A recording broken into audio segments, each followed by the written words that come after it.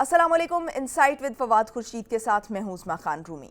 नाज़रीन, वज़ीर आज़म इमरान खान इस वक्त 3 रोज़ा दौरे पर सऊदी अरब में मौजूद हैं और सऊदी वली अहद ने उनका ख़ुद इस्तकबाल किया और उनकी मुलाकात भी हुई है। काबीना अरकान भी इस मुलाकात में मौजूद थे और वफूद की सतह पर भी ये मुज़ाकरात जारी हैं। आर्मी चीफ़ और वज़ीर ख़ारिजा भी इस वक्त सऊदी अरब में मौजूद हैं।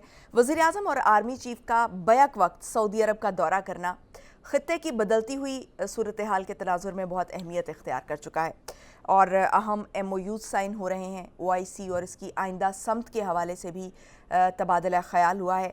इन्हीं नई सफ़बंदियों और दौरे सऊदी अरब के दरमियान ताल्लुक़ पर बात करने के लिए हमारे साथ इस वक्त मौजूद हैं साबिक ब्यूरोक्रेट तस्नीम असलम साहिबा, जो कि फ़ॉरेन ऑफिस की स्पोक्स पर्सन भी रह चुकी हैं। तस्नीम साहिबा, बहुत शुक्रिया आपके वक्त का। तस्नीम साहिबा, मौजूदा दौरे सऊदी अरब को आप किस तरह से देखती हैं, और ख़ास तौर पर जब ये कहा जा रहा है कि एक कोऑर्डिनेशन काउंसिल का क़याम होने जा रहा है? जी, सऊदी अरबिया के साथ तो एक हिस्टोरिकल पाकिस्तान की रिलेशंस रही हैं और बहुत बहुत बहुत मुश्किल मुकामात पे दोनों मुल्कों ने एक दूसरे की मदद की है। जब से वहाँ पे एक नई लीडरशिप आई है, बल्कि नए क्राउन प्रिंस आए, तो वो थोड़ी सी जो एक पर्सनैलिटी में स्टेबिलिटी होती है वो नज़र नहीं आती। तो उसकी वजह से कुछ अप्स एंड डाउन्स रहे हैं, लेकिन होपफुली क्योंकि US में भी एडमिनिस्ट्रेशन चेंज हो गई है और जिस तरह जेरेड कुशनर के साथ इनके थे या वो चीज़ें अब नहीं रही, तो लगता है कि उन्होंने फिर वही अपने जो ट्रस्टेड दोस्त थे वापस उन्हीं की तरफ मुड़ रहे हैं, तो अच्छी बात है।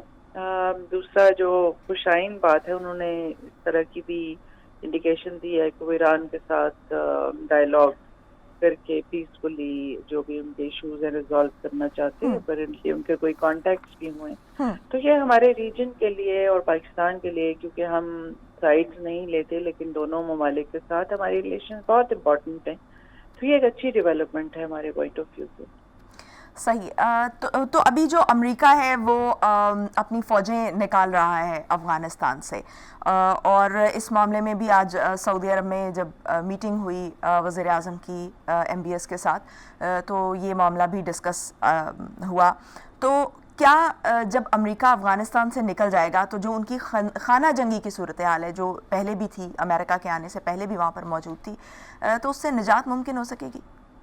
देखिए, मैं इससे एग्री नहीं करती कि अमेरिका के आने से पहले वहाँ पे खाना जंगी थी। तालिबान ने अच्छा खासा अपना होल्ड इस्टेब्लिश कर लिया था और पीसफुल थे, और ऐसे नहीं है कि जब तक कोई बाहर से आके उन पे इन्वेड ना करे वो वापस आपस में लड़ते। एक अफगान कल्चर है, एक उनका तरीका है, उससे उनकी अफगानियत पे कोई फर्क नहीं पड़ता। और अफगानिस्तान एक वो ट्राइबल सिस्टम है, कुछ मलिक हैं, कुछ वॉर लॉर्ड्स हैं, कुछ दूसरे लोग हैं, वो इंटरेस्ट ग्रुप्स हैं, एथनिक ग्रुप्स हैं, उनको एक दूसरे के साथ रहना आता है। तो जो ये 20 साल ऑलमोस्ट 20 साल गुजरे हैं, इसमें अफगानिस्तान की सिर्फ डिस्ट्रक्शन हुई है। आर्टिफिशियली वहाँ पे कुछ इंस्टीट्यूशंस इम्पोज करने की कोशिश की गई है। लोग कौन लाए हैं? जो अफगान डायस्पोरा है। तो उसके लिए जरूरी है कि जो भी वहाँ पे सिस्टम हो उसकी रूट्स हो लोगों में, और प्रोबेबली हर साइड इस वक्त अपनी स्ट्रेंथ दिखाने की कोशिश कर रही है कि किस तरह कि जो भी इनकी अल्टीमेटली जो बार्गेनिंग होगी उसमें ये किस तरह एक दूसरे के साथ, किसके कंट्रोल में कितने एरियाज हैं, किसके कंट्रोल में क्या है, वो उसके लिए अपने आप को तैयार करें। अल्टीमेटली अफगान फिर बैठेंगे, अभी जंग भी होगी, आपस में लड़ेंगे भी, तो फिर बैठेंगे और अपने लिए सोचेंगे। लेकिन ये एक बहुत मुश्किल पीरियड आ रहा है। और पाकिस्तान के इस पर आप क्या असरात देख रही हैं कि पाकिस्तान पर इसके क्या असरात हो सकते हैं? देखिए, एक तो ये है कि ये इतना ज़्यादा, एक तो जाते जाते अमरीकी कितनी शरारत करते हैं वो भी हमें देखना होगा, क्योंकि अभी ये जो वहाँ पे एक बेस अटैक हुआ है उसके बारे में भी जो अफगान सोर्सेज हैं वो कुछ और चीज़ें कह रहे हैं। तो एक तो ये देखना है कि अमेरिकन निकलते निकलते भी कितना फसाद मचा के निकलते हैं। دوسرا یہ ہے کہ کانفلکٹ ان کا جو سول وار لائک سچویشن ہے وہ کتنی سیریس ہوتی ہے، کیونکہ اس سے انفارچونیٹلی نہ افغانستان کے لوگوں کو تکلیف ہوگی، بلکہ ایک ریفیوجیز کا پھر سے سلسلہ بھی شروع ہو سکتا ہے، جو ہمارے لیے بھی کچھ مشکلات وہ کر سکتا ہے پوز۔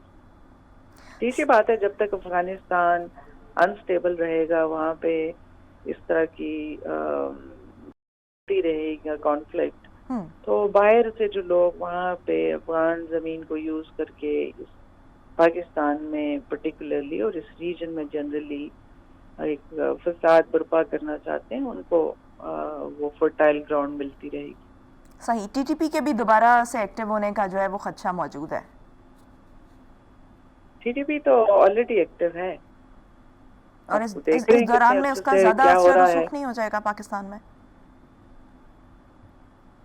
یہ تو ہمارے اوپر ہے کہ ہم ان کو کیسے ہینڈل کرتے ہیں۔ اگر ہم انہیں کہیں کہ آپ ٹھیک ہے، آپ حملے نہ کریں، آپ جو کرنا چاہتے ہیں کریں، تو پھر تو ظاہر ہے کہ وہ اسٹرانگ ہوں گے۔ ان کی کیا ڈیمانڈس ہیں بھی وہ یہی کہہ رہے ہیں نا کہ ان کو ٹرائبل جو پرانا ٹرائبل ایریا تھا وہ سارا ان کے حوالے کر دیا جائے۔ تو اگر ہم اس چیز سے سختی سے نہیں نبٹتے، ٹیمپریری پیس کے لیے اس قسم کے کمپرومائزز کرتے ہیں، تو کل اس سے بہت مشکلیں کھڑی ہو جائیں گی۔ ہمیں پھر سے جو پوری ایک اسٹرگل، جو قربانیاں دینی پڑی تھیں، وہ پھر سے دوبارہ سارا کرنا پڑے گا۔ صحیح۔ تسنیم صاحبہ، وزیر اعظم کے موجودہ دورے کو پاک بھارت تعلقات کے تناظر میں بھی دیکھا جا رہا ہے، اس حوالے سے آپ کیا کہیں گے؟ فرینکلی مجھے تو سمجھ ہی نہیں آ رہی کہ پاک بھارت تناظر ہے کیا، کیونکہ اکنالج پبلکلی کوئی بات اس طرح نہیں ہے کہ کیا نیگوسیشنز ہو رہی ہیں، کون کر رہی ہیں۔ نارملی نیگوسیشنز ہوتی ہیں تو وہ فارن آفیسرز کے درمیان ہوتی ہیں۔ اب کہاں پہ میٹنگز ہو رہی ہیں، کب سے میٹنگز ہو رہی ہیں، اس میں کیا ہو رہا ہے، سعودی عربیہ کا یا یو اے ای کا اس سے کیا تعلق ہے، میں اس بارے میں کچھ نہیں کہہ سکتی، بٹ یہ بڑا اومنس لگتا ہے یہ سعودی کنیکشن اور یہ چیزیں۔ صحیح۔ اچھا تسنیم صاحبہ، ایک 16 مارچ 2020 کو آپ نے ایک انٹرویو دیا تھا جس میں آپ نے کہا تھا کہ نواز شریف نے اپنے دور حکومت میں ڈپلومیٹس کو یہ تاکید کی تھی کہ انڈیا کے خلاف آپ نے بات نہیں کرنی اور نہ ہی کلبھوشن سے متعلق بات کی جائے، اور آپ نے یہ بھی کہا تھا کہ جو شریف فیملی ہے وہ انڈیا کی فیور میں تھی۔ تو اور آپ نے ذکر کیا کہ نواز شریف کے نریندر مودی کے ساتھ جو ہیں وہ کچھ کلوز ٹائز تھے، تو وہ کلوز ٹائز کیا تھے؟ دیکھیں، وہ تو ایک نہیں، میں نے یہ نہیں کہا تھا کہ نریندر مودی کے ساتھ، تو میرے خیال ہے آپ ایمبیسڈر جو ہمارے ہائی کمشنر تھے عبد الباسط، جنہوں نے بھی کتاب بھی لکھی ہے، کچھ آپ ان کی چیزیں اور میری کئی باتوں کو مکس کر رہی ہیں۔ وہ ٹائز کی بات انہوں نے کی تھی، یا جو وزٹ کی بھی نریندر مودی کی افغانستان سے رائے ونڈ کا وزٹ والا، اس کی وہ بھی ذاتی عمرہ آنے کا، وہ بھی ان کی کتاب اور ان کے اس میں ہے ریفرنس میں نے وہ بات نہیں کی تھی۔ میں نے بات کی تھی ایز جب میں اسپوکس پرسن تھی تو کیا انسٹرکشنز تھی، کیا بات کی جا سکتی ہے، کیا نہیں۔ انفارچونیٹلی اب یہ ایک پاکستان کی ہسٹری بن گئی ہے، اب اس پہ کیا کہہ سکتے ہیں۔ لیکن ایک ابھی بھی لوگوں کے ذہنوں میں شک و شبہات تو ہیں نا کہ کشمیر پہ کیا بات ہو رہی ہے، اور کیا کشمیر کو، کیونکہ جب اس طرح کی ایک ویکیوم ہوتا ہے، پتہ نہیں ہوتا کہ کیا چیزیں ہو رہی ہیں، تو وہاں پہ اسپیکولیشن، ریومر مانگرنگ کے لیے بہت زیادہ اسپیس کریٹ ہو جاتی ہے۔ تو وہ ہو رہی ہیں، وہ چیزیں کہی جا رہی ہیں، کیونکہ خبریں جو نکلتی ہیں وہ دہلی سے نکلتی ہیں یا یو اے ای سے نکلتی ہیں، یہاں پہ اس طرح بات نہیں ہو رہی۔ آپ لوگوں کو پتا ہونا چاہیے، پرٹیکولرلی کشمیریوں کو پتا ہونا چاہیے۔ آپ نے دیکھا ہوگا کہ ایک گیلانی صاحب کا ایک ٹویٹ تھا، پھر اور بھی آرٹیکلز بھی لکھے ہیں کچھ کشمیریوں نے، تو ان کے ذہنوں میں پاکستان کے متعلق کچھ خدشات جنم لے رہے ہیں، جن کو دیکھنا چاہیے۔ वो आफ्टर ऑल कश्मीर पे तो मेन पार्टी तो वही है, मेन फरीक तो इसके वही है। तो अगर पाकिस्तान इंडिया में कोई बात होती है, और क्या बात होती है, कश्मीरी उसके बारे में शकूक में पड़ जाते हैं, या इंडिया से उनके जहनों में कुछ शकूक पैदा किए जाते हैं कि पाकिस्तान तो कश्मीर पे बात करने को तैयार नहीं है, या पाकिस्तान कह रहा है कि 10 साल के लिए भूल जाओ, 20 साल के लिए भूल जाओ, तो वो फिर इन चीजों वो जो वैक्यूम है इंफॉर्मेशन का हमारी तरफ से, अभी वो लोगों के जहनों में बैकडोर चैनल्स का बहुत जिक्र किया जा रहा है। अभी शाह महमूद कुरैशी साहब ने अपने एक इंटरव्यू में कहा है कि जो जनरल फैज़ की और रॉ चीफ की जो मुलाकातें हो रही हैं, अगरचे कि ये ट्रैक 2 मुज़ाकरात के शायद उसमें हैं, क्योंकि शाह महमूद कुरैशी ने कहा कि ये फॉर्मल बैक चैनल राबते नहीं है, तो क्या आप समझते हैं कि ये ट्रैक 2? पहली बात यह है कि ट्रैक 2 ऑफिशियल्स के दरमियान ट्रैक 2 नहीं होता। ट्रैक 2 का मतलब ही यही है कि people who are not part of the government, सरकारी उस सेटअप का हिस्सा नहीं है, उनके दरमियान जो बातचीत होती है या जो डिस्कशंस होती हैं, जो एक डिस्कोर्स होता है, आइडियाज थ्रो अप किए जाते हैं, वो ट्रैक 2 होता है। तो सरकारी मुलाजिम अगर कहीं जाके किसी तीसरे मुल्क में मिल रहे हैं, ये ट्रैक 2 नहीं होगा।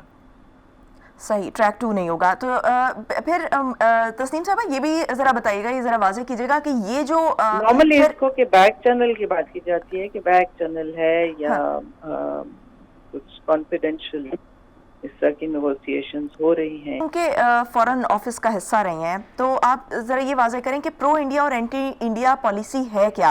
क्योंकि आर्मी चीफ हमेशा ये कहते हैं कि पाकिस्तान अमन का ख़्वाह है, मगर इस अमन की ख्वाहिश को कमज़ोरी ना समझा जाए, और हमारे वज़ीर आज़म भी हमेशा ये पैगाम देते रहे हैं। तो क्या ये मैं तो बात प्रो इंडिया पॉलिसी? मैं तो बात करूंगी कि जो आर्मी चीफ्स होते हैं, चाहे इंडिया को पाकिस्तान का, वो बात करते हैं, वो एक मिलिट्री पर्सपेक्टिव में बात करते हैं, क्योंकि अगर एक साइड से कोई डॉक्ट्रिन्स आ रही हैं, कोई थ्रेट्स आ रही हैं, तो आप फिर उसी पैराए में उसका जवाब देते हैं। जहाँ तक एक नेशनल पॉलिसी का ताल्लुक है, देखिए प्रो इंडिया एंटी इंडिया की बात नहीं है, पॉलिसीज आपकी, मैं इस तरह की क्लासिफिकेशन नहीं करना चाहती कि ये कोई क्लासिफिकेशन है। क्लासिफिकेशन सिंपली ये है कि आपने ये देखना है कि पाकिस्तान की बेस्ट पॉसिबल इंटरेस्ट क्या है, वो कैसे सर्व हो सकती हैं। एक आपकी फंडामेंटल पोजीशंस हैं, कुछ आपकी पॉलिसीज होती हैं, वो पॉलिसीज आप उनको ट्वीक भी करते हैं, आप उनको चेंज भी करते हैं, उनमें कुछ वेरिएशन भी आती है हालात को देख के, लेकिन आपकी फंडामेंटल पोजीशन जो है या जो आपकी नेशनल इंटरेस्ट है, वो तो वही रहती हैं। तो उसमें कुछ लोग अगर ज्यादा फ्लेक्सिबिलिटी की बात करें, जनरली जो एक वो हॉक एंड डव या प्रो एंटी की बात होती है, वो नॉर्मली उस चीज पे लोग क्लासिफिकेशन करना शुरू कर देते हैं, लेकिन मैं इसको इस तरह क्लासिफाई नहीं करूंगी। एक आप अपनी लॉन्ग टर्म इंटरेस्ट देख के, फंडामेंटल पोजीशंस को देख के आप पॉलिसी क्या बनाते हैं, वो किस तरह आपकी बेस्ट पॉसिबल वे में आपके इंटरेस्ट को सर्व करती है, वो आपकी पॉलिसी है जो सक्सेसफुल हो सकती है। अगर पॉलिसी हो कि शॉर्ट टर्म में आपने कोई बड़ा सा वो दिखाना है कि आपकी कोई बहुत सक्सेस स्टोरी हो गई है, या किसी के ज़ाती इंटरेस्ट की वजह से, या कुछ इंडिविजुअल्स के ज़ाती इंटरेस्ट, या कुछ एलीट के ज़ाती इंटरेस्ट की वजह से अगर कोई पॉलिसी बनती है, तो वो पॉलिसी मुल्क के खिलाफ ही होती है। सही, बहुत शुक्रिया तस्नीम असलम साहिबा हमारे साथ मौजूद थी। नाजरीन, वक्त हुआ एक ब्रेक का, आप हमारे साथ रहिए।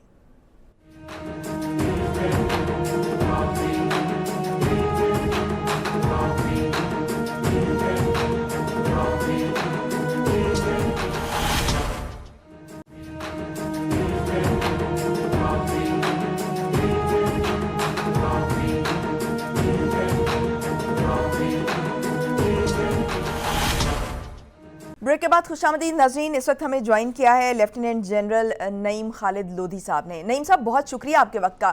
نعیم صاحب، موجودہ دورہ سعودی عرب کو آپ کس طرح سے دیکھ رہے ہیں؟ دیکھیں جی، ہمارے سبھی کو معلوم ہے کہ سعودی عرب کے ساتھ بڑے دیرینہ برادرانہ گہرے تعلقات ہیں۔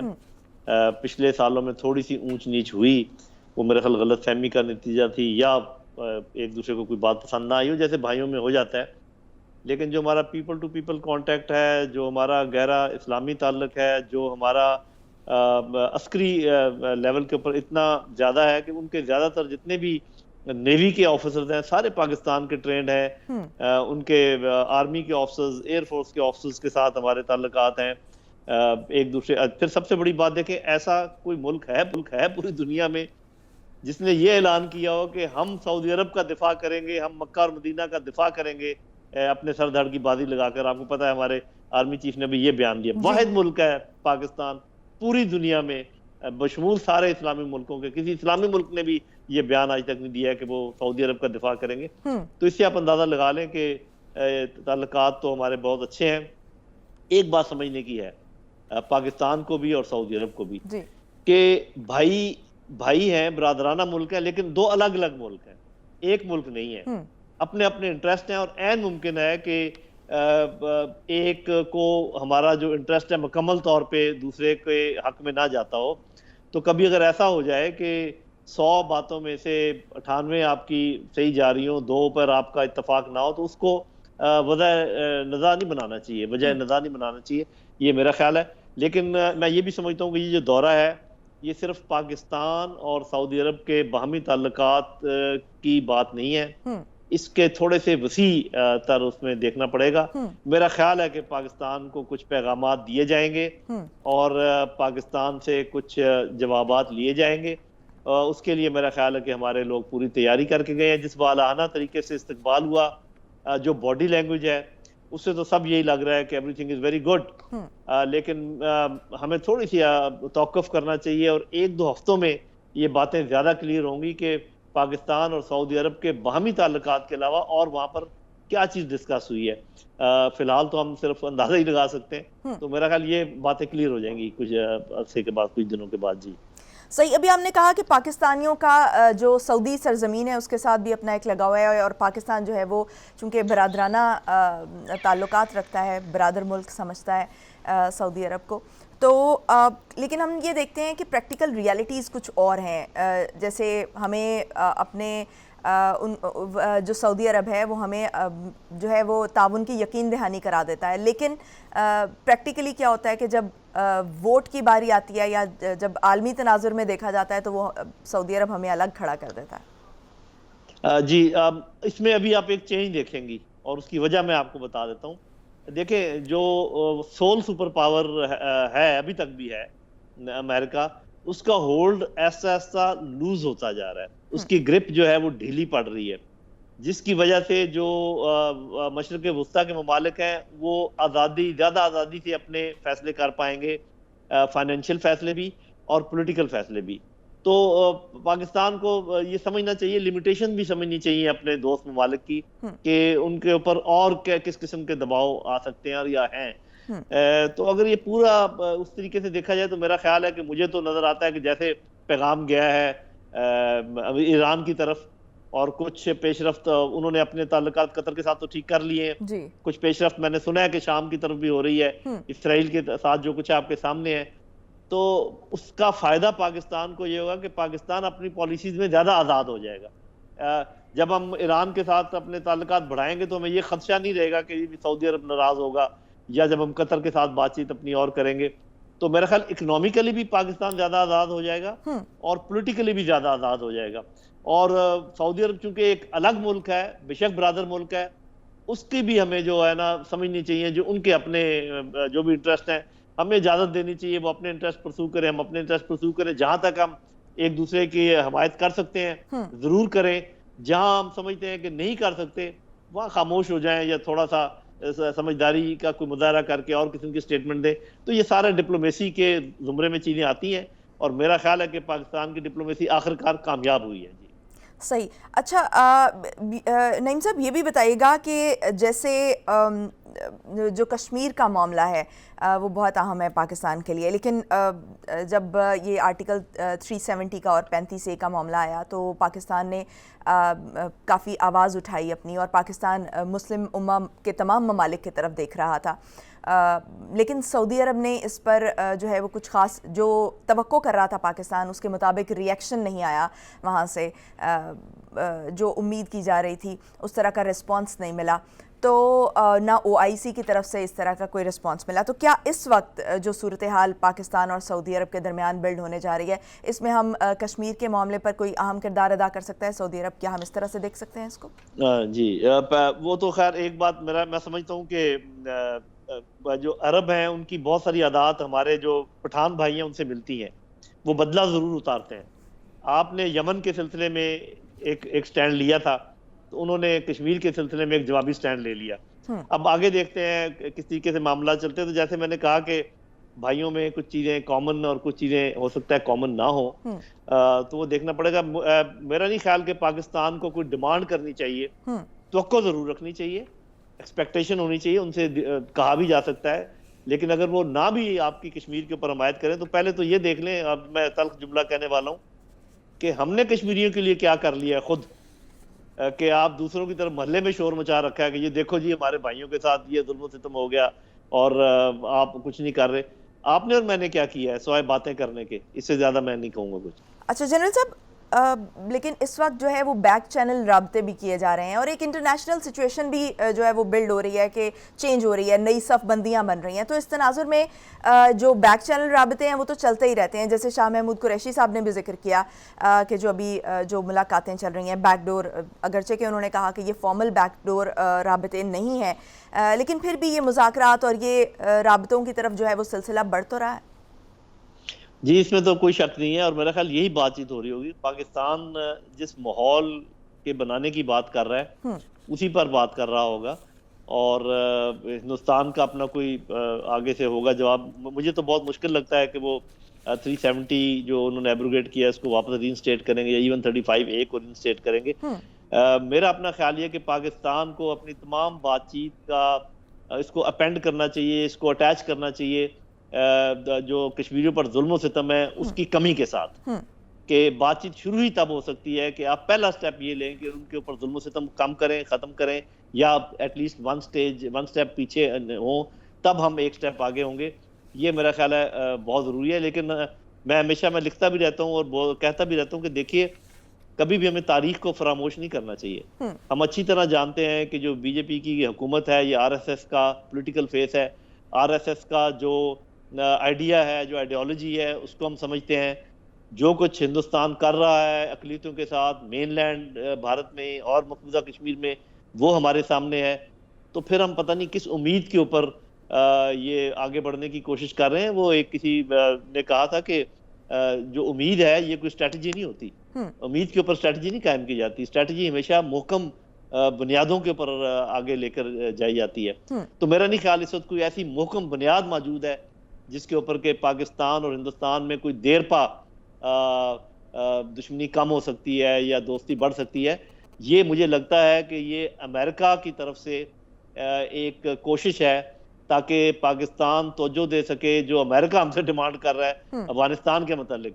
تو وہ بھارت کو کہہ رہے ہیں کہ بھئی تھوڑی دیر کے لیے چپ کر جاؤ. تو اگر یہ کوئی بات چیت ہوئی بھی، کوئی معاملہ ہوا بھی، تو میری بات یاد رکھیں یہ ٹیمپریری ہوگا اور یہ دوبارہ گھوم پھر کر ادھر ہی آ جائیں گے جہاں پر کہ آج کھڑے ہیں. یہ صحیح. اسی بات کا ایک دوسرا حصہ بھی ہے کہ انڈیا پاکستان میں جو پیش رفت ہے اس میں کہا جاتا ہے کہ جو پولیٹیکل لیڈرشپ اور ملٹری لیڈرشپ ہے وہ دونوں ایک پیج پر نظر آنے، ایک پیج پہ ہوں تو یہ ممکن ہو سکتا ہے جو پیش رفت ہوتی ہے ہمیں نظر آئی ہے. کیا اس وقت جو ہماری دونوں قیادتیں ہیں وہ ایک پیج پر ہیں؟ جی لگتا تو ایسے ہی ہے، کیونکہ کوئی بھی ایسا بیان نظر سے نہیں گزرا جس میں یہ پتہ چلے کہ بھی کوئی ڈائریکشن مختلف ہے. لیکن ایک اور پیج بھی ہے جس کا، بلکہ دو پیجز اور ہیں. ایک تو کشمیریوں کا بھی اس پیج پر ہونا بہت ضروری ہے، اور پاکستانیوں کی اکثریت کا بھی اس پیج کے اوپر ہونا بہت ضروری ہے. یہ ایسے کام ہیں جو چوری چھپے نہیں ہو سکتے.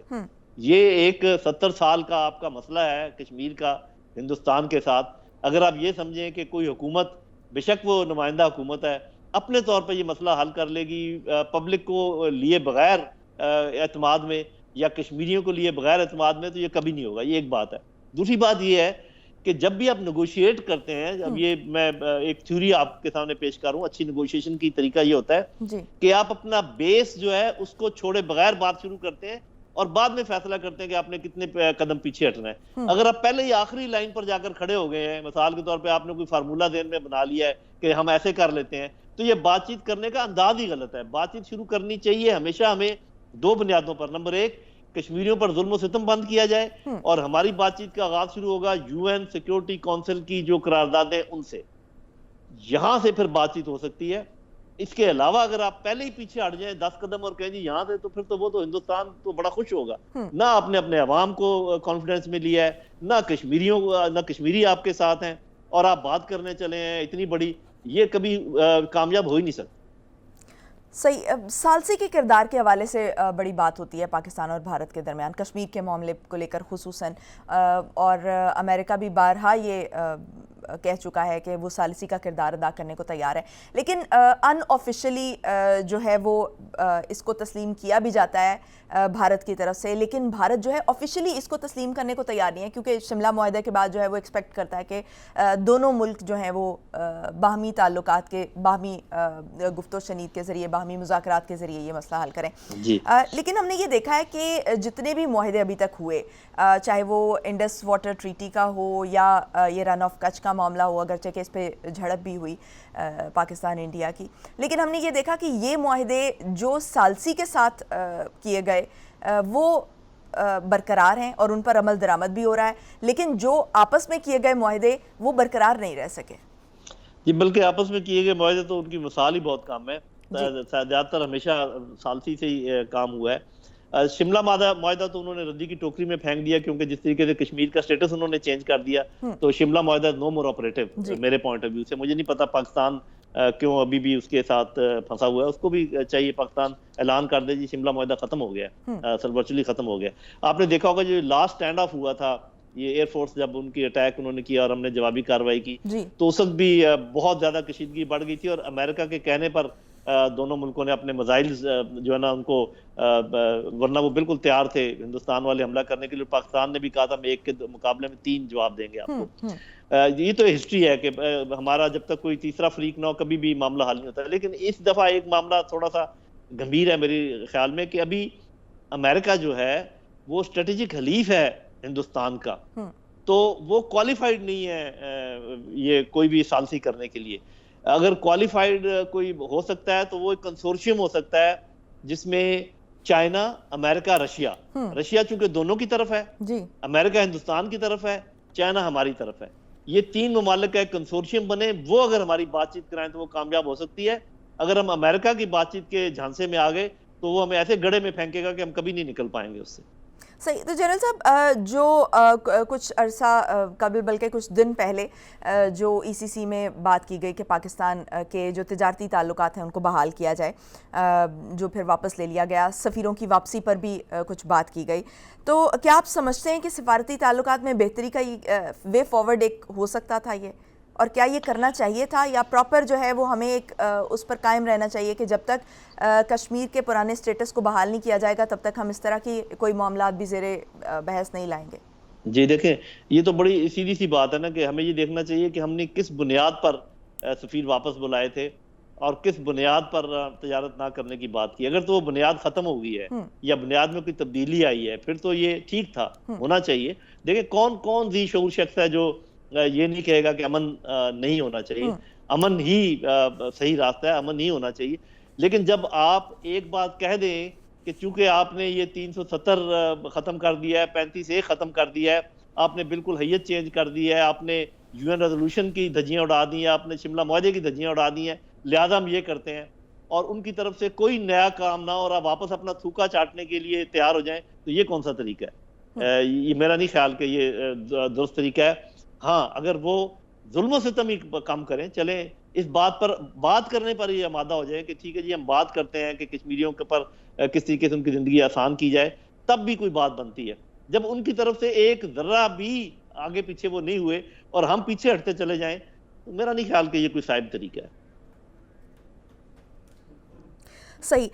اور ابھی جو ریسنٹ طالبان جو ہے وہ طالبان اور امریکہ کے درمیان جو مذاکرات ہو رہے ہیں اور امریکہ نے سپٹمبر میں نکلنے کا یہ فیصلہ کر لیا ہے اور کچھ اپنی فوجیں واپس بھی بلانا شروع کر دی ہیں, اس کے بعد آپ کیا صورتحال دیکھتے ہیں کہ افغانستان میں امن بحال ہو سکے گا؟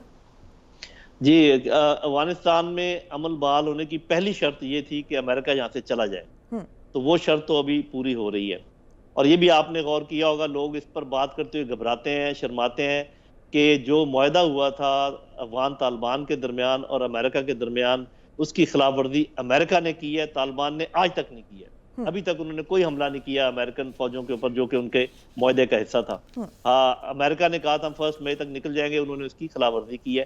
گو کہ انہوں نے نتائج کی بات کی ہے, لیکن میرا نہیں خیال کہ افغان طالبان کوئی بھی ایسی حرکت کریں گے جس سے یہ معاملہ گڑبڑ. تو امریکہ جب چلا جائے گا میری بہن, سین ایک دم تبدیل ہو جائے گا, اور اس کے بعد ایک چھوٹی سی خانہ جنگی ضرور ہوگی, لیکن اس کے نتائج کی بنیاد پر پھر ایک گرینڈ جرگہ بلایا جائے گا, وہ زمینی حقائق کے مطابق سارے فیصلے کرے گا. افغانستان میں ہمیشہ سے ایسے ہی ہوتا ہے اور آئندہ بھی ایسے ہی ہوتا آئے گا. ان کا جغرافیہ, ان کی ہسٹری آپ سمجھے فکس ہے, اور وہ اسی طریقے سے چلتی ہے. تو یہ پہلی شرط پوری ہوگی کہ امریکہ چلا گیا. اگر امریکہ نے دوبارہ انٹرفیئر کرنے کی کوشش کی تو پھر یہاں پر امن سبوتاج ہو سکتا ہے. امریکہ اگر اپنا بوریا بسترا لپیٹ کے چلا جائے اور پیچھے کی طرف نہ دیکھے تب امن ہوگا, اور یہ امن ہوگا چائنا, ایران, پاکستان, رشیا کی مدد سے, اور افغان خود اپنا مسئلہ حل کریں گے انشاءاللہ. یعنی خانہ جنگی آپ دیکھ رہے ہیں کہ خانہ جنگی ہوگی, جی, چاہے خانہ وہ جنگی تو شارٹ اس لیے پیریڈ آف ہوگی ٹائم کے لیے ہو, کہ لیکن اشرف غنی مان نہیں رہے, وہ جانا چاہ نہیں رہے, تو ان کو کسی نہ کسی طریقے سے ان کو بھیجا تو جائے گا نا, وہ جائیں گے ضرور. یہ میں آج آپ کو لکھ کر دے دیتا ہوں, وہ کیسے جانا چاہتے ہیں یہ ان کی مرضی ہے. تو کیا اس سے پاکستان پہ کوئی افیکٹ ہوگا؟ جی, پاکستان پہ تو افیکٹ ہوگا وہاں پر جب بھی امن ہوگا. پاکستان نے چونکہ کہا کہ ہم کسی کی سائیڈ نہیں لیں گے, تو جب تک تو چھوٹی موٹی خانہ جنگی ہوگی, پاکستان پہ افیکٹ اتنا ہوگا کہ شاید کچھ لوگ اس طرف آنے کی کوشش کریں. وہ ہم نے باڑ لگا دی ہے, کنٹرول کر لیا, اس طریقے سے نہیں ہوگا جیسے پہلے ہوگا. نہ ہی اس قسم کا ویکیوم ہے اس دفعہ جیسے کہ پہلے تھا, جب یو ایس ایس آر بھی چلا گیا, ارسٹوائل یو ایس ایس آر, امریکہ بھی نکل گیا, تو ایک ویکیوم بن گیا. اب تو وہاں پر چین موجود ہے, رشیا موجود ہے, پاکستان موجود ہے, ایران موجود ہے, خود افغان امن چاہتے ہیں. تو یہ جو واویلا مچا رکھا ہے امریکہ نے اور بھارت نے کہ جناب وہاں ویکیوم ہو جائے گا اور خانہ جنگی ہو جائے گی, یہ ویسے ہی ہمیں ڈرانے اور دھمکانے کے لیے ہے. ان کو کہیں ہاتھ جوڑ کر کہ آپ جائیں پلیز, یہاں پر کچھ نہیں ہوگا, پہلے سے حالات بہتر ہو جائیں گے. سارے حالات خرابی آپ کی وجہ سے تھی یہاں پر, اور جو ان کے ساتھ پروردہ ہیں, جو انڈیا ہے, اور جو تحریک طالبان پاکستان ہے, اور جو اشرف غنی ہے, جو گن رنرز ہیں, جو نارکوٹک بیرنز ہیں, یہ ان کی منشا ہے کہ یہاں پر امن نہ ہو. جو ہی وہ امریکہ نکل جائے گا یہ سب لوگ کمزور ہو جائیں گے اور پھر معاملہ ٹھیک ہو جائیں گے انشاءاللہ. تو کیا یہ تمام جو ہیں یہ پاکستان پہ بیک فائر نہیں کریں گے اس دوران؟ نہیں ہو سکے گا, نہیں ہو سکے گا. بیک فائر پاکستان پہ اس لیے ہوتا تھا کہ یہاں پر را موجود تھا, یہاں پر سی آئی اے موجود تھا, انہوں نے تحفظ دے رکھا تھا تحریک طالبان پاکستان کو, انہوں نے تحفظ دے رکھا تھا نارکوٹک بیرنز کو, تحفظ دے رکھا تھا وہاں پر جو وار لارڈز ہیں, ابھی بھی وہ یہاں پر اپنے وہ چھوڑ کر جا رہے ہیں جن کو کنٹریکٹرز کہتے ہیں. لیکن آپ دیکھیے گا, جو میں ایک بات کہہ رہا ہوں, جو ہی آخری سپاہی امریکہ کا نکل جائے گا افغانستان سے, افغانستان کا پورا سین بدل جائے گا. صحیح. تو جنرل صاحب, آپ نے کہا کہ باڑ لگائی جا رہی ہے ابھی اس کے لیے, تو کیا باڑ لگا دینے سے ہمارے جتنے بھی خدشات ہیں جو ہمارے ذہنوں میں آ رہے ہیں وہ دور ہو سکیں گے؟ نہیں, سارے خدشات تو کوئی اقدامات کرنے چاہیے, کوئی سالڈ انتظامات کرنے چاہیے. بیریئر ضرور ہے, لیکن پوری باڑ کے اس کا سرویلنس کرنا, اس کا خیال رکھنا.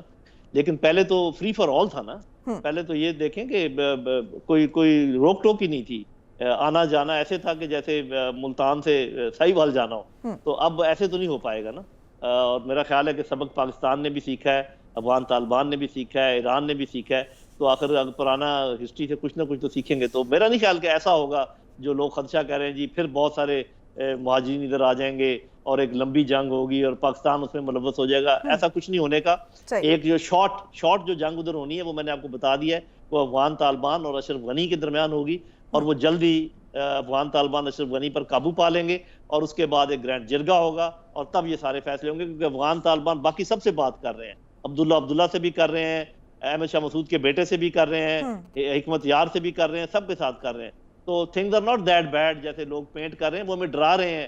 تاکہ ہم بات مان لیں امریکیوں کی کہ ہاں جی آپ اڈے لے لیں ادھر، آپ یہاں پر رہیں افغانستان میں، ورنہ آپ چلے گئے تو ہمارا کیا بنے گا. ہماری کچھ ایلیٹ جو ہے ان کے داؤ میں آئی ہوئی ہے، اللہ کرے وہ جلدی اس بات کو سمجھ جائیں. صحیح، شارٹ پیریڈ آف ٹائم کے لیے جو ہے وہ خانہ جنگی دیکھ رہے ہیں. جنرل صاحب بہت شکریہ. لیفٹیننٹ جنرل ریٹائرڈ نعیم خالد لودھی صاحب ہمارے ساتھ موجود تھے. ناظرین، پروگرام کا وقت ختم ہوا چاہتا ہے، مجھے دیجیے اجازت. پاکستان کی ہمیشہ پائندگی کی دعا کے ساتھ اللہ حافظ. ناصر.